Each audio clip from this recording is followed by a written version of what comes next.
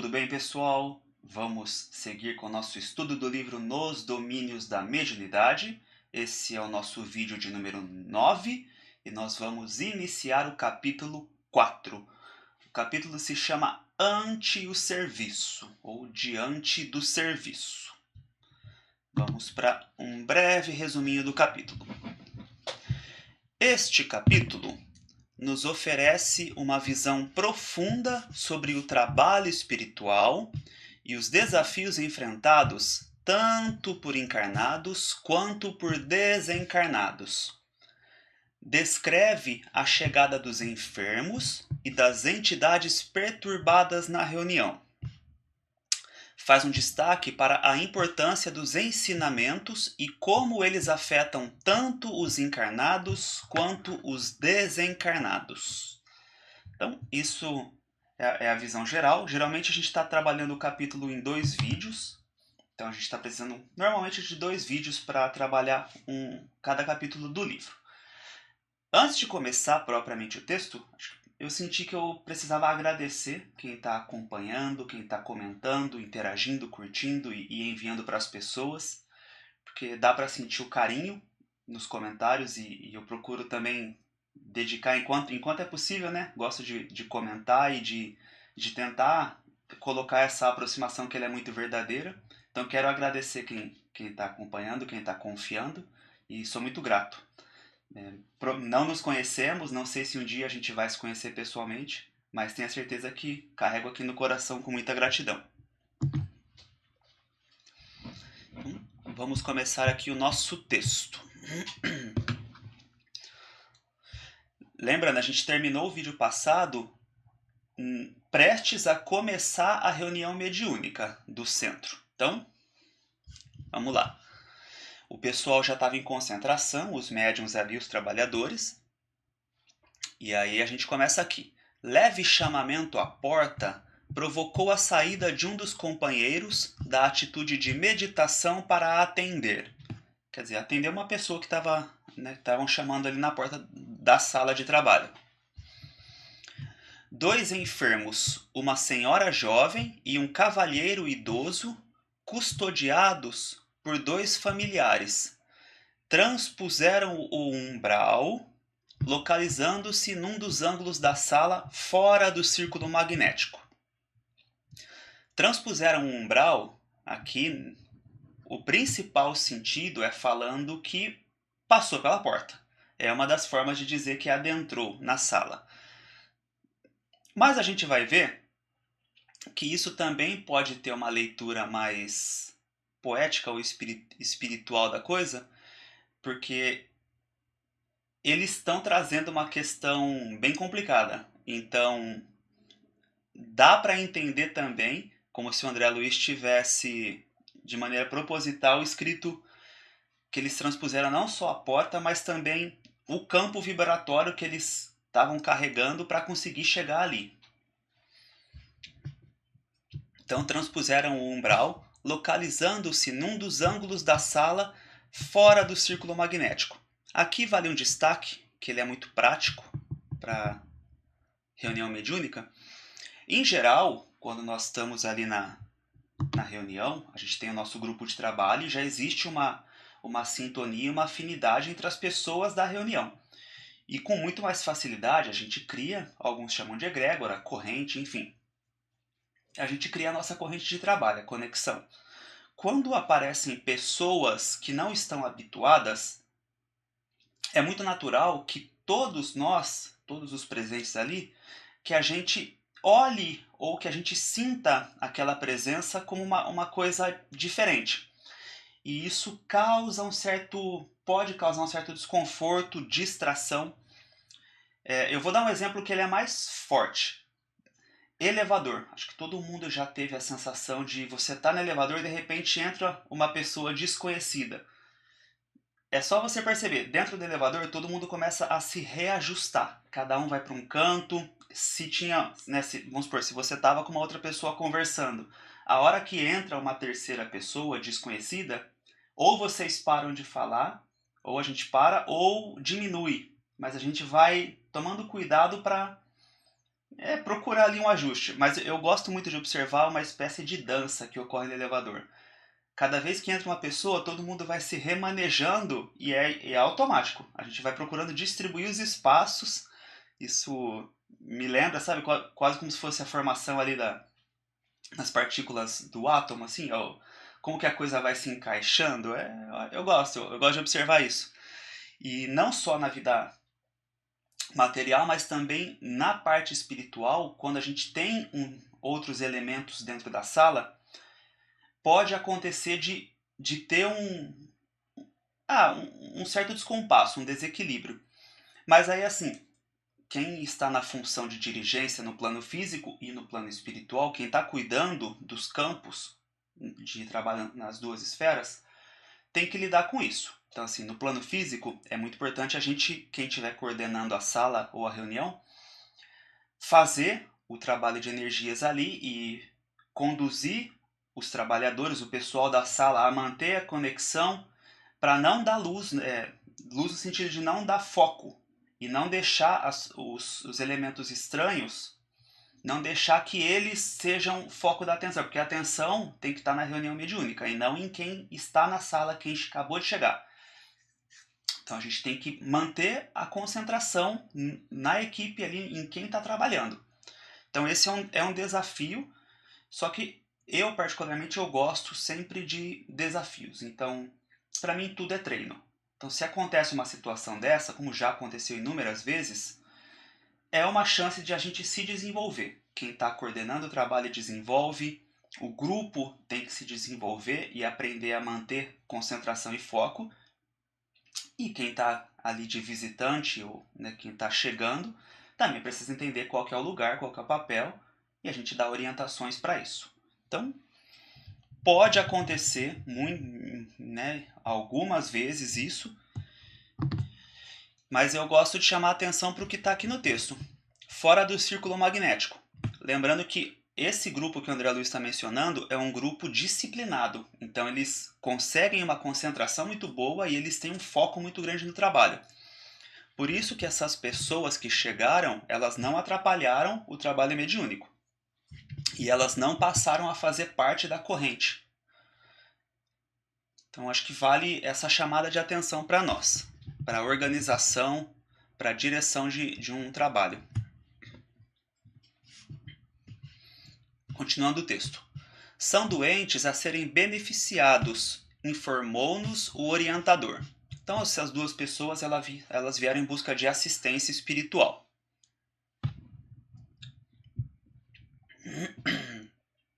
Logo após, um colaborador do nosso plano, no caso André Luiz falando, né, do plano espiritual, franqueou acesso, permitiu acesso a numerosas entidades sofredoras e perturbadas que se postaram diante da Assembleia formando legião. O que é interessante aqui, né? Quando a gente está nas reuniões mediúnicas, é muito comum algumas entidades chegarem falando: eu consegui invadir, eu consegui entrar aqui nesse centro. E algumas se achando grandes, né? Porque, consegui vencer as barreiras. Mas, normalmente o que acontece em qualquer centro seguro, né? É isso aqui, é permitir o acesso. Eles nem se dão conta que foi isso que aconteceu, mas é isso. O pessoal, a equipe espiritual permite que eles entrem porque eles estão achando que vão perturbar, mas na realidade a reunião é em benefício deles.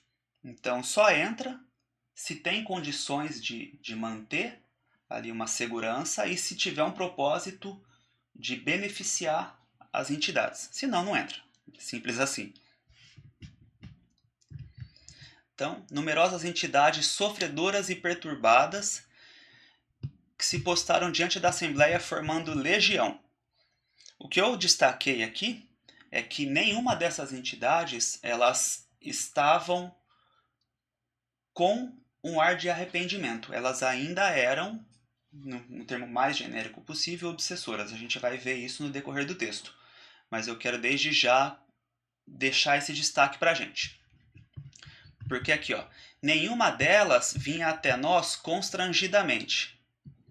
Se não tem constrangimento, elas se acham certas para elas o que elas fizeram e a forma como elas estão tocando a vida espiritual tá perfeito. Então não tem o elemento arrependimento, que é o primeiro passo para a renovação, conforme a gente tem ali no livro No Céu e Inferno. Então, gostei de colocar esse destaque para a gente aqui. Enquanto não tiver o arrependimento, não vai ter constrangimento. Enquanto achar que está tudo certo, não tem. Eles vão entrar e vão se achar ainda os donos do espaço. Dir-se-ia que se aglomeravam, em derredor dos amigos encarnados em prece, quais mariposas inconscientes rodeando grande luz. Então, eles entraram e já ficaram próximos ali do grupo de trabalho. Vinham bulhentas. Bulhenta é desordeira. Vinham desordeiras, proferindo frases desconexas ou exclamações menos edificantes. Então aqui a gente já identifica perfis. Frases desconexas indica quem não está com o pleno juízo mental, quem não está ali com as plenas faculdades. E exclamações menos edificantes, além desses casos também, mas tem aqueles que simplesmente ainda estão na revolta. Então eles não têm perturbação da forma como a gente conhece, mas eles têm clareza, mas é uma clareza dentro do sentimento ali de raiva, de ódio. Então vinham assim, desordeiras. Entretanto, logo que atingidas pelas emanações espirituais do grupo, emudeciam de pronto, qual se fossem contidas por forças que elas próprias não conseguiam perceber. Isso é o que é muito interessante das energias mais sutis. Quando a gente tem essa irradiação controlada, ou através da oração, uma oração serena, as energias elas são transformadoras, mas elas são bem discretas. A ponto de, assim, às vezes trabalhador ou trabalhadora da casa não perceber exatamente o que está acontecendo, só sente o bem-estar, mas não ter o hábito, não ter o costume ainda de perceber essas emanações e de que elas são de entidades que estão ali fortalecendo o trabalho, entidades superiores. Porque as energias densas a gente percebe com muita facilidade, que ela já vem causando mal-estar, desconforto. Então é muito tranquilo da gente perceber a hora que tem a aproximação de entidades com perturbação ou pessoas com perturbação. Porque a gente já começa a sentir no próprio corpo, né, as energias. Só que o sutil, ele é difícil de perceber. E eu diria que ele é muito respeitoso, muito carinhoso. Ele vai envolvendo, a gente vai sentindo bem-estar e talvez nem se dê conta, nem saiba o porquê, mas a gente começa a ter uma mudança positiva. Então isso vale aqui para as entidades, mas vale também para a gente. Acho que o maior exemplo disso talvez seja os benefícios que a gente sente na sala de passe, né? O quanto ele tem, tal como uma cauda, assim, o quanto ele dura por um tempo após a gente receber o passe. Então, um tempo não só no dia, mas assim, ao longo dos dias. E se a gente não tem nenhum cuidado e, enfim, não continua procurando ali a assistência espiritual, isso vai se apagando, tende a ir se apagando conforme os nossos próprios pensamentos vão adensando as energias. Atencioso, Aulus notificou: são almas em turvação mental, que acompanham parentes, amigos ou desafetos às reuniões públicas da instituição e que se desligam deles quando os encarnados se deixam renovar pelas ideias salvadoras, expressas nas palavras dos que veiculam o ensinamento doutrinário.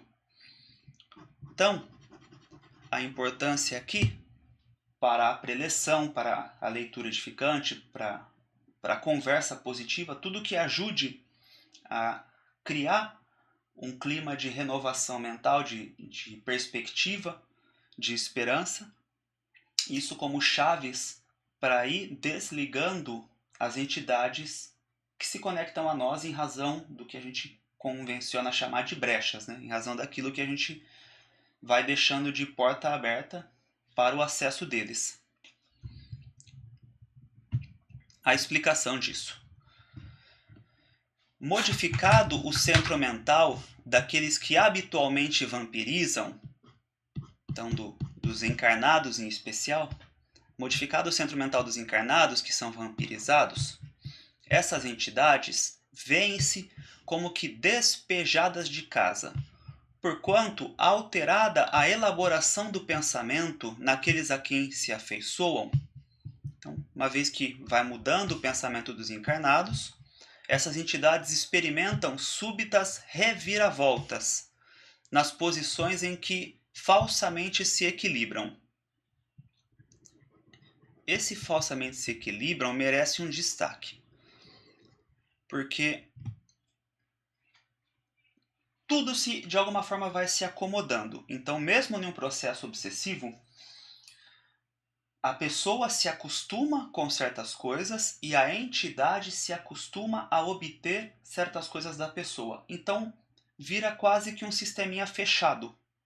Por isso que o trabalho da desobsessão, ele envolve a parte de a gente acolher, por vezes ter que realmente pegar, entre aspas, né, tirar a entidade ali do processo, entrar na sessão mediúnica e ter o diálogo.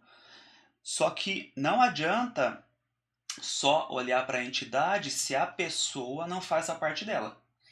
Então, por vezes, a gente pode estar se dedicando muito para o trabalho espiritual, mas esquecendo de orientar, de recomendar, de sugerir que a própria pessoa faça a parte dela. E o nosso capítulo vai tratar bastante disso. A gente ainda passa por isso hoje. Que cada um de nós, a gente tem que fazer da nossa parte, mas também tem que levar para as pessoas essa ideia de que ela tem que procurar melhorar. Nós podemos apontar observações, mas a gente também não pode assumir o papel de mentor, de coach e de sei lá o quê, e de querer conduzir a pessoa, porque o caminho é dela, mas a gente colocar algumas observações, pontos de atenção, que por vezes vieram até no diálogo, de maneira muito cuidadosa, isso é possível e eu acho pertinente a gente fazer. Chamar a atenção das pessoas que cada um tem a sua responsabilidade dentro da própria cura espiritual.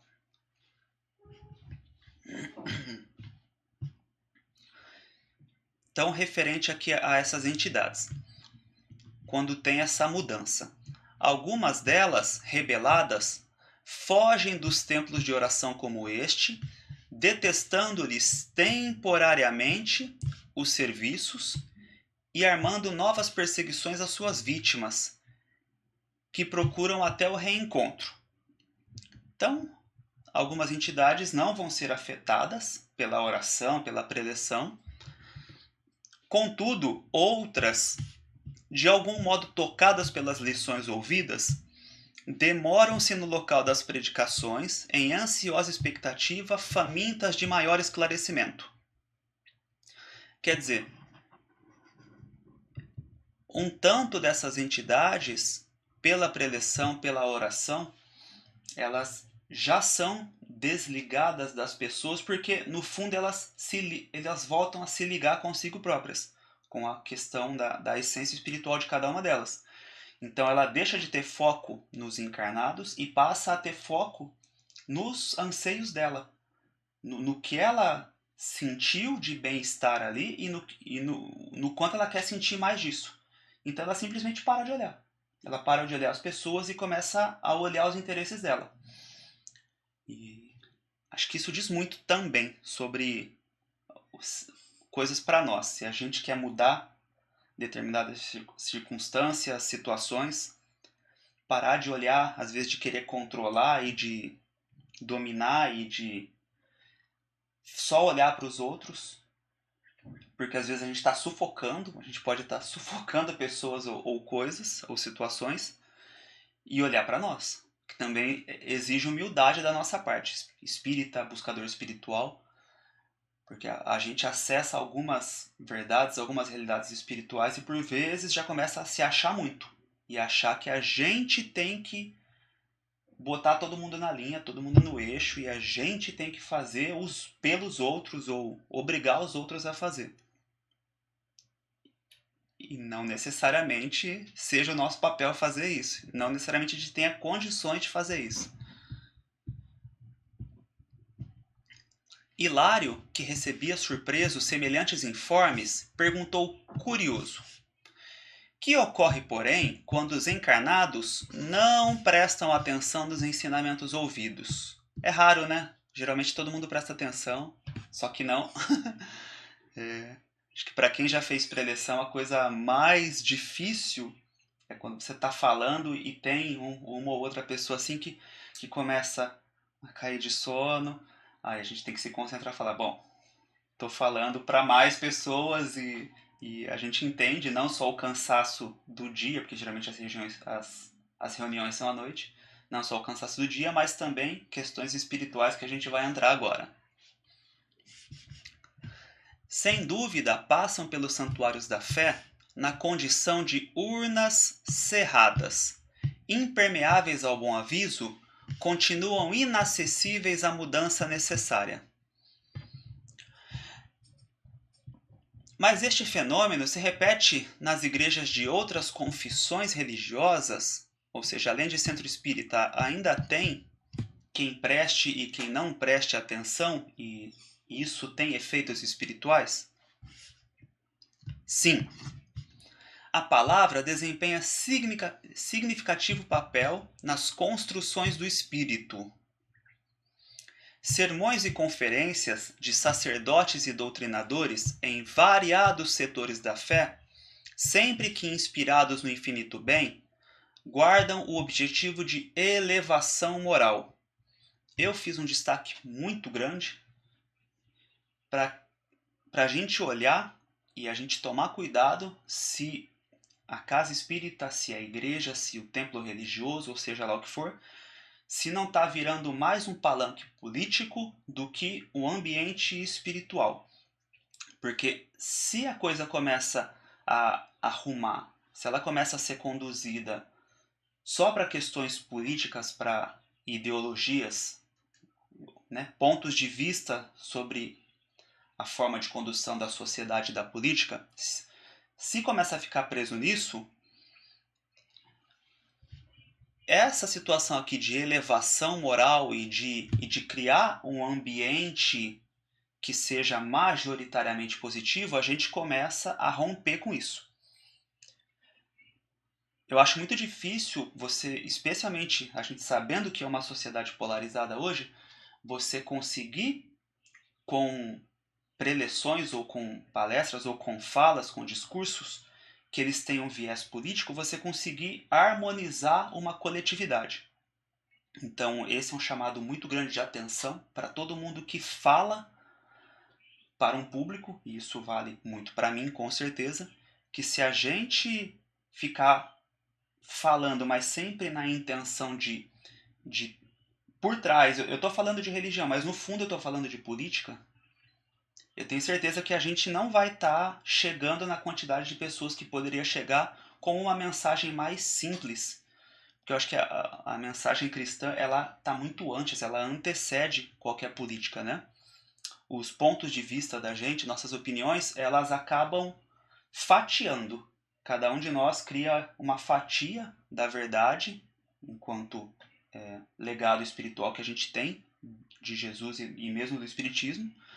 Cada um de nós fatia e a gente faz uma leitura só daquele pedacinho. A gente esquece todo o resto e fica só com aquele pedacinho. Então, se nós olharmos a religião, se nós olharmos o kardecismo e o cristianismo com olhos políticos, a gente vai estar fazendo uma leitura, no mínimo, de metade. O que é o ideal? É a gente fazer a leitura daquilo, algumas coisas vão nos agradar e algumas coisas não vão nos agradar. E é importante que não nos agradem. Algumas coisas têm que tocar a gente, tem que contrariar, tem que ferir um pouquinho, porque nós não somos perfeitos. Então, alguma coisa dessa obra que é muito maior, ela tem que chegar e tem que pegar a gente um pouquinho. Tem que dar uma contrariedade ali, uma desconformidade.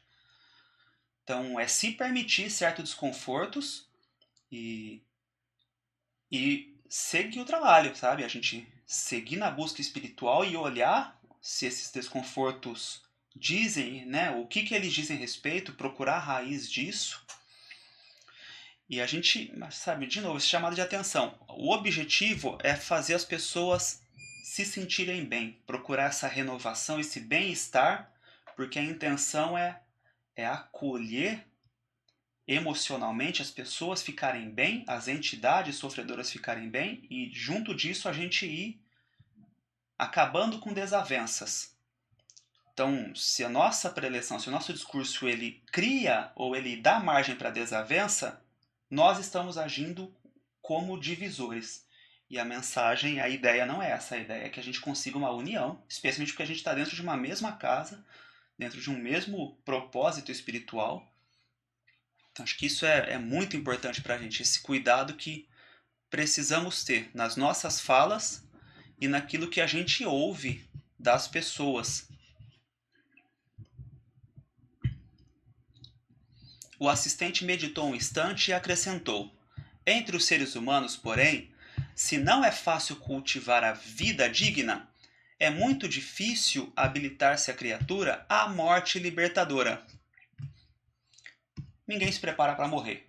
Essa é a verdade. Ninguém pensa como que vai ser a vida depois da vida, como que vai ser a vivência do outro lado.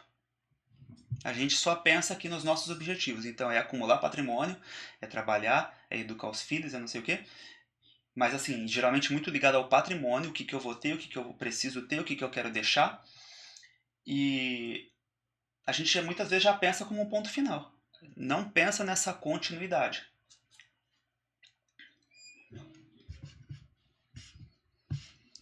Comumente, desencarna-se a alma sem que se lhe desagarrem os pensamentos enovelados em situações, pessoas e coisas da terra. Então, todas as preocupações, tudo está preso, está vinculado unicamente à vida material. A mente, por isso, continua encarcerada nos interesses quase sempre inferiores do mundo, cristalizada e enfermiça em paisagens inquietantes criadas por ela mesma. O que é interessante aqui, né? Porque ele fala que os pensamentos geralmente estão em pessoas, situações e coisas da Terra, e depois ele fala quase sempre inferiores. E isso, infelizmente, é uma realidade porque é o nosso estágio evolutivo ainda do planeta, né? Provas e expiações, um planeta ainda muito no começo.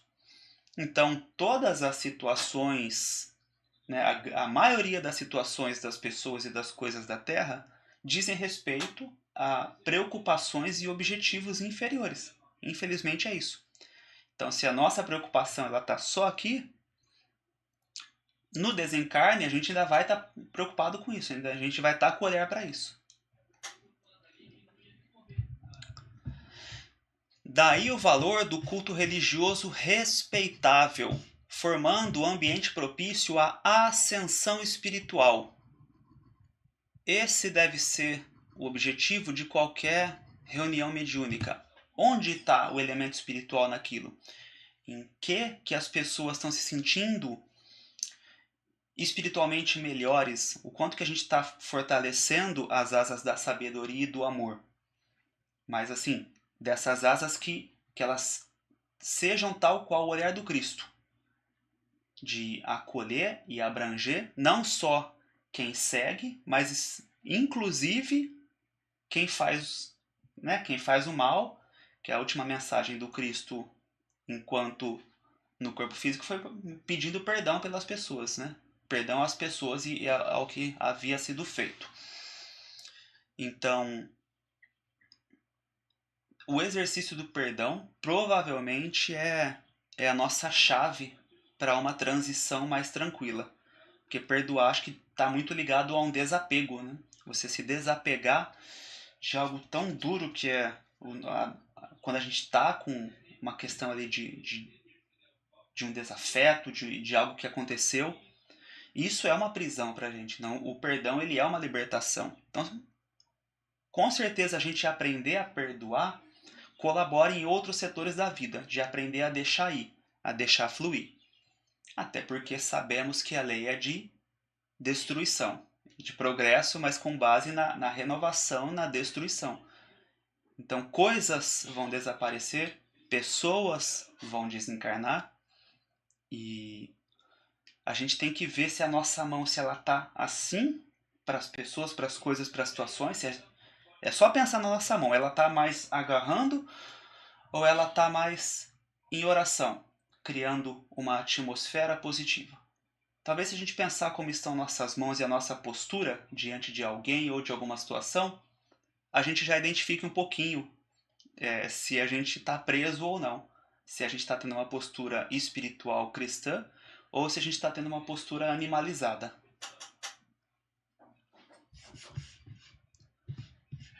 Daí o valor do culto religioso respeitável, formando um ambiente propício à ascensão espiritual, com indiscutíveis vantagens não só para os espíritos encarnados, que a ele assistem com sinceridade e fervor, mas também para os desencarnados que aspiram à própria transformação.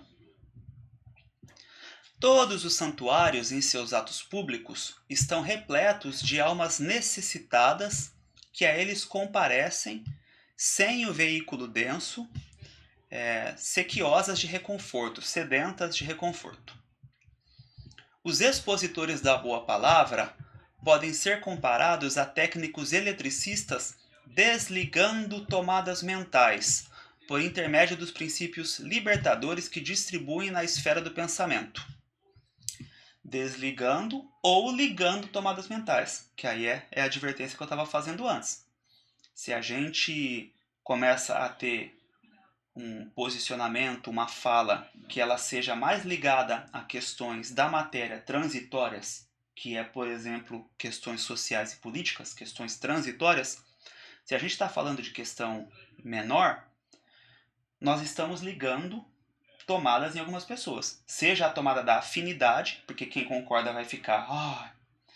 e quem não concorda já vai ficar assim, pé atrás.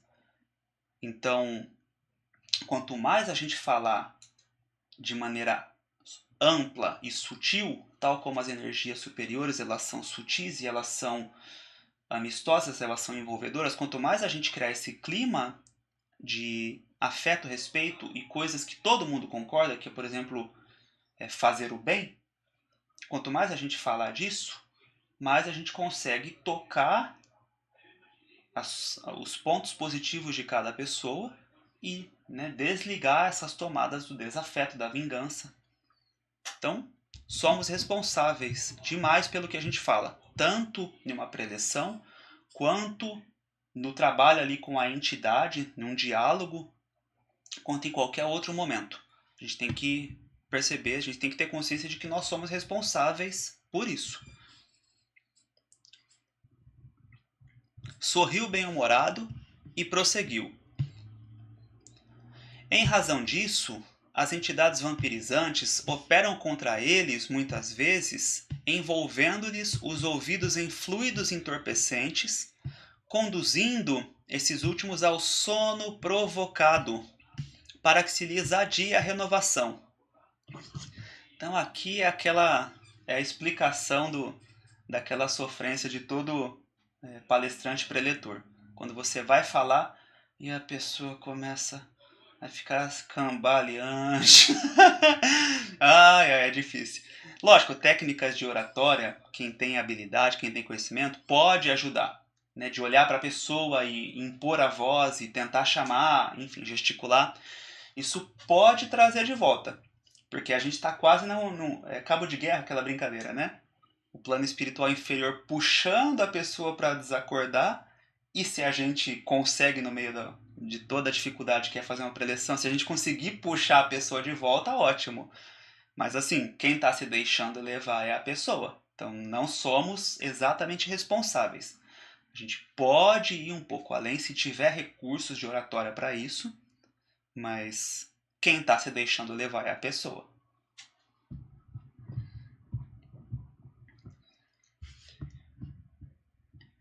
E aí aqui o André Luiz. Observando os irmãos retardados que se abeiravam da mesa, em um quase semicírculo. Então, retardados aqui não tem nada de questão mental, tá? Tá falando só observando quem chegou por último. Os encarnados que chegaram por último ali. Então não tem nada de falar de questão de ordem mental. Observando os irmãos que se abeiravam da mesa num quase semicírculo, tive a ideia de usar o psicoscópio de modo a examiná-los detidamente, ao que Allos informou prestimoso. Então tá, os retardados, aqui os que chegaram por último, é não só os encarnados, mas também os desencarnados. Não ficou muito claro pelo que eu me lembro aqui da leitura, tá? Vamos ver se a gente esclarece. Mas são os que chegaram depois, não é o grupo de trabalho. Então o André Luiz queria usar o psicoscópio para enxergar como que estava ali as emanações dessa turma. E aí o Aldous informou: não será preciso. Bastará uma análise atenta para a colheita de resultados interessantes. Uma vez que os nossos amigos estampam no próprio corpo espiritual os sofrimentos de que são portadores. Quer dizer, já está no perispírito. O perispírito já está aos olhos de quem vê, no caso dos desencarnados, com facilidade, já está ali. Então, eu fui tocado assim por esse parágrafo, porque o André Luiz ele já queria ir pro complexo, que é pegar o psicoscópio, olhar e já começar a observar as emanações e tudo. Só que assim, o chamado de atenção do Aldous não precisa. Tá aí o psicoscópio, ok, é de graça, não vai desgastar. Só que se a coisa já está na cara, já está ali estampado, começa por aí. Olha primeiro o que já está evidente. Então, eu acho que isso entra muito dentro do que a gente vem falando, da forma como eu encaro o desenvolvimento da mediunidade, que por vezes é melhor a gente trabalhar muito bem o pouco que tem do que a gente querer muito e não conseguir trabalhar nada. Então, cada pequeno desenvolvimento mediúnico, ele pode ser muito bem trabalhado. A gente pode conseguir muita coisa com pouco desenvolvimento, desde que a gente tenha boa vontade, conexão espiritual e tudo que a gente já vem falando aqui. Não precisa querer todas as faculdades mediúnicas e querer ver e ouvir e falar e fulano é melhor do que Chico. Já ouvi isso de alguns cantos por aí. Fulano tem mais mediunidade que o Chico. Tá bom, né? Enfim, acredita quem quer. E tá bom, e qual que é a obra? Quais são os frutos? Sabe? Tudo se resume a ter uma super mediunidade. E o que está produzindo de bom? O que está fazendo de bem para as pessoas? Eu acho isso é um chamado assim, para a gente corrigir muito o nosso olhar para a mediunidade e para o trabalho. Então vamos lá. André Luiz. Notei que o assistente não desejava alongar a conversação, de certo preparando-se para colaborar nos trabalhos próximos, e por esse motivo aproveitei os instantes à nossa frente, especificando observações junto aos companheiros menos felizes, que se uniam estreitamente uns aos outros entre a angústia e a expectação. Então André Luiz foi observar a situação dos desencarnados que chegaram ali junto com os encarnados. Por isso que eu tinha falado que os encarnados atravessaram o umbral, porque eles trouxeram um campo muito grande, dando todos os ares do que a gente conhece aí como um umbral. Então os encarnados passaram, eles tiveram que fazer um esforço para conseguir chegar na reunião, porque exige esforço. Então, sobre as entidades menos felizes. Pareciam envolvidos em grande nuvem ovalada, qual nevoeiro cinza escuro, espesso e móvel, agitado por estranhas formações. Reparei o conjunto, notando que alguns deles se mostravam enfermos, como se ainda estivessem na carne. Então, o André Luiz começou a olhar o perispírito, o que o Aulus tinha falado. Né? Ele tá falando aqui só com a análise dos olhos espirituais dele, sem usar o psicoscópio. Porque senão as observações iam ser completamente diferentes. Não sei nem o quanto que ele ia entender o que estava acontecendo. Membros lesados, mutilações, paralisias, ulcerações diversas eram perceptíveis a rápido olhar. Talvez porque Hilário e eu nos demorássemos em atencioso exame, na posição de aprendizes em aula, um dos colaboradores espirituais da reunião acercou-se de nós e falou cordial. Eu sempre chamo a atenção para a postura, tá? Para a forma como as entidades amigas se comunicam. Falou de maneira cordial. Nossos irmãos sofredores trazem consigo individualmente o estigma dos erros deliberados a que se entregaram. A doença, como resultante do desequilíbrio moral, sobrevive no perispírito, alimentada pelos pensamentos que a geraram, pensamentos que geraram a doença. Então, vai retroalimentando. Quando esses pensamentos persistem depois da morte do corpo físico. Então, esse é um parágrafo que a gente tem que olhar assim, né? Tá falando das doenças que eclodiram no corpo físico em razão de questões mentais, em questão dos pensamentos, quando a raiz ela foi nos maus pensamentos, na má conduta, enfim, quando a raiz ela é espiritual. Isso permanece, isso vai continuar, quando não houve essa renovação do pensamento. Porque a ideia é que muitas vezes, em geral, a doença ela vem para ensinar. Se a gente não aprendeu com a doença, a gente vai continuar com ela.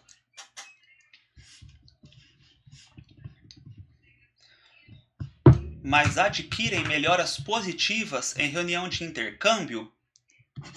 Indagou Hilário espantadiço. Então, adquirem melhoras positivas? Sim, esclareceu o interlocutor, que é esse amigo da reunião que veio prestar esclarecimento. Não sabemos quem é. Assimilam ideias novas com que passam a trabalhar, ainda que vagarosamente, melhorando a visão interior e estruturando assim novos destinos. A renovação mental é a renovação da vida. Vou repetir. A renovação mental é a renovação da vida. Eu fiz um destaque aqui para uma palavra que é o metanoia. Eu ouvi essa palavra acompanhando os estudos do Haroldo Dutra Dias, se não me engano é o estudo do Evangelho de João, quando ele está falando que a pregação ali, né, tanto de João Batista quanto de Jesus, depois que João batizava, é traduzido como arrependei-vos. E Jesus, depois que volta das tentações ali, ele também vem falando arrependei-vos. Só que a palavra que é colocada na Bíblia, ela é metanoia. Isto tá pelo que eu apurei, pelo que eu estudei. E metanoia, ela não significa apenas se arrepender, mas ela tá ligada a uma mudança de pensamento e de sentimento. Então, o arrepender, ele costuma estar ligado com o passado, né? Acerta as contas com o passado. Só que não é só isso. Não é só o acertar as contas e procura, né? Não é só procurar se ficar em paz com a sua consciência. Muda, faz a mudança. Muda de pensamento, muda de conduta, muda de caminho. Então muda a sua mentalidade. Está mais ligado a isso, a metanoia. Eu vou deixar até um texto de recomendação. Eu até fiz questão de pegar aqui, eu tenho a tradução do Haroldo, porque eu vim confirmar que, não obstante no vídeo ele fale de metanoia, eu vim colocar aqui, quis ver como que está, por exemplo, em Mateus, capítulo 4, 17. Desde então, Jesus começou a proclamar e dizer: arrependei-vos, pois está próximo o reino dos céus. Só que na nota de rodapé, arrependei-vos, ele coloca aqui, ó, mudança de mente, de opinião, de sentimentos, de vida. Então é muito mais do que apenas se arrepender. Então é arrependimento, no caso, na visão espírita aqui no Céu e Inferno, né? Arrependimento, expiação, reparação. Isso tudo está dentro de metanoia. Então, receber boas influências ajuda a gente a orientar nossos pensamentos. Mas sabemos que a gente tem uma questão dual, que é pensamento e sentimento. Então, o pensamento é muito importante, ok, mas para mudar sentimento, em geral, muitas vezes é com ação. Fazer algo e ir trabalhando o nosso coração, toda a nossa organização física e energética, para começar a sentir bondade e beleza nas coisas boas e começar a se acostumar com isso. Começar a se alimentar dessa energia do bem ou da caridade.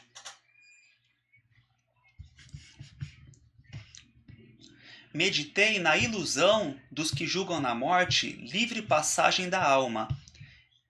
Livre passagem da alma em demanda do céu ou do inferno, como lugares determinados de alegria ou padecimento. Quão raros na terra se capacitam de que trazemos conosco os sinais de nossos pensamentos, de nossas atividades e de nossas obras. Trazemos os sinais. E o túmulo nada mais faz do que o banho revelador das imagens que escondemos no mundo sob as vestes da carne. Eu adorei essa expressão, banho revelador. Banho revelador das imagens que escondemos no mundo sob as vestes da carne. Acho que dá para explorar, mas tanto isso, né? Só que talvez a principal palavra aqui seja a hipocrisia, consciente ou inconsciente, mas a gente encontra isso e com certeza em algum ponto nós também somos. A gente não consegue fazer e pensar e agir da forma como a gente sabe que deveria ser, e especialmente nós que estudamos uma doutrina que é tão rica em questões morais e de pensamento. Então, todos nós vamos passar por esse banho revelador. O ponto é o quanto a gente ainda esconde isso dos outros ou de nós mesmos e o quanto a gente está revelando isso, mas no sentido de melhorar. Porque se a gente não joga a atenção, se a gente não procura melhorar, primeiro reconhecer que existe e depois tentar corrigir, na hora do banho revelador isso vem. E isso vai vir muito forte. Então é melhor que a gente tenha coragem de ainda aqui nessa vida física, que a gente tenha coragem de olhar para as coisas que a gente fez, nesse caso olhar para os males praticados com os outros ou com a gente mesmo, e começar a chamar isso com responsabilidade, se possível em uma terapia profissional, mas também numa terapia espiritual, para ir curando isso. Para não esperar que a morte chegue e revele, porque a gente costuma pensar que a morte vai chegar quando a gente estiver lá, velhinho, né? Estiver lá no fim da vida. Mas não necessariamente. Ela pode vir a qualquer momento. E eu não estou querendo assustar ninguém, mas é uma realidade. Então a gente tem que estar pronto para ela. Tem que estar pronto o quanto possível tendo trabalhado ou conhecido as nossas questões.